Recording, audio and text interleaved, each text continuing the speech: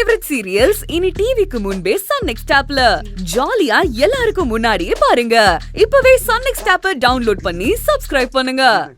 மாமா, நீங்க அழகா கோவப்படுறீங்க மாமா, ஆனா தப்பா கோவப்படுறீங்க மாமா. அன்னைக்கு நீங்க எங்களை ரோட்ல நிக்க வச்சு பூங்குடி 5 மார்க் வாங்கினா 7 மார்க் வாங்கினா இவ படிக்கல, இவ எதுக்குமே லாய்க்கு இல்லைன்னு சொன்னப்போ நான் கோவப்பட்ட பாத்தீங்களா? அது நியாயமான கோவம். இது தேவையில்லாத கோவம் மாமா. மாமா, நீங்க சொன்ன மாதிரி பூங்குடி 3 மார்க்கோ 5 மார்க்கோ வாங்கலீங்க மாமா.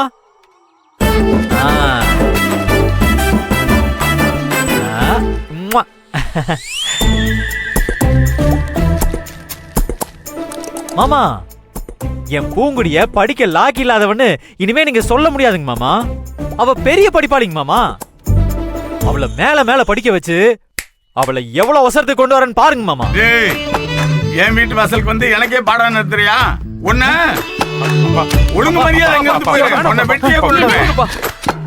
புரா பெரியமனே, இவனை வெட்டிட்டு ஜெயிலுக்கு போறான்டா. அப்பா விடுங்கப்பா, வேணும்னே பண்றாப்பா, நீங்க வாங்கப்பா.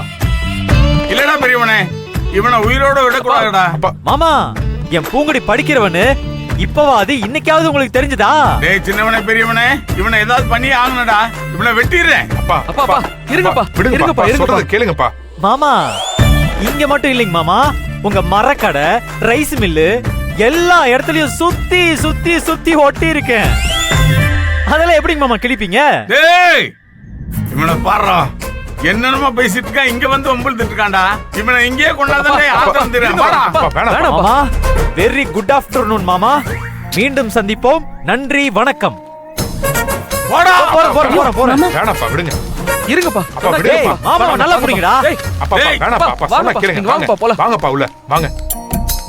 யப்பா, ஏய் யாருகிட்ட? மாமா வரட்டா? அடேங்கப்பா, அத்தை போஸ்டரை பாத்தீங்களா? அத்தை, ரொம்ப நாள் கழிச்சு இப்பதான் நீங்க சிரிச்சே பாக்குறேன். எவ்வளவு சந்தோஷமா இருக்குன்னு தெரியுமா அத்தை?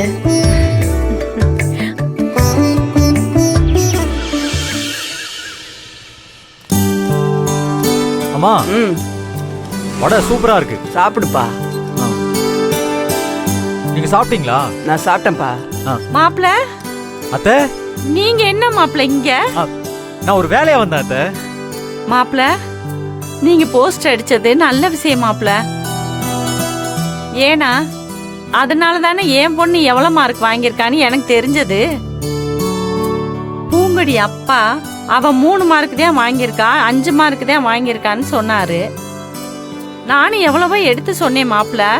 ஐயே, என் பொண்ணு அப்படி இல்ல, அவ நல்லா படிக்கிற பொண்ணு, அதுல ஏதோ தப்பு இருக்குன்னு நான் சொன்னேன்.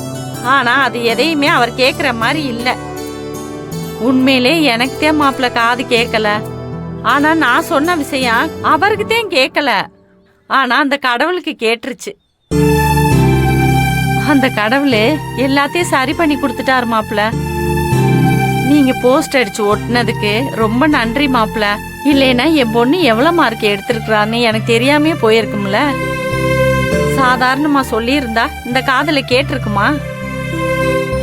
என்ன கூட விடுங்க மாப்பிள்ள, பூங்கொடி அப்பாவுக்கு புரிஞ்சிருக்கும்ல.